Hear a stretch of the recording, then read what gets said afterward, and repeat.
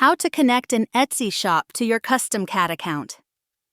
In this tutorial, we'll walk you through the steps to connect your Etsy shop to your CustomCat account so you can start selling custom products with ease. Let's dive right in. Once you're signed in, you'll land on the CustomCat homepage. From here, click on Connect Stores in the left navigation menu or in the Quick Links menu. If this is your first time connecting a store, you'll see the option to click Connect Your First Store to start selling. If you've already connected other stores, simply click Choose Platform from the menu on the right. From this point, whether you are connecting your first store or connecting an additional store, the steps remain the same. Now look for Etsy in the list of integrations. Once you find it, click Connect under the Etsy icon.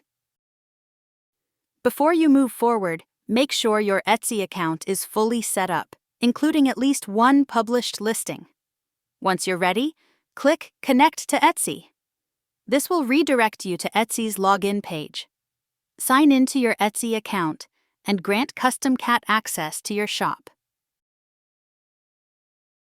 After you've authorized the connection, you'll be redirected back to CustomCat. Now that you're back in CustomCat, it's time to complete your store setup. Here you'll fill in your store's settings, like the information that will appear on your product shipping labels. When you're done, click Update to save changes.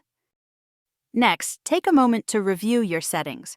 You can check the Account, Shipping, and Orders tabs to update your store-specific preferences. If you need more detailed guidance on how to update these settings, be sure to check out our tutorial on updating your store settings. To verify everything is connected, go back to Connect Stores. Your Etsy shop should now be listed there. And that's it. Your Etsy shop is now connected to CustomCat. You're all set to start creating, exporting, and selling custom products through your Etsy store. For more tutorials, FAQs, and helpful tips, visit CustomCat.com.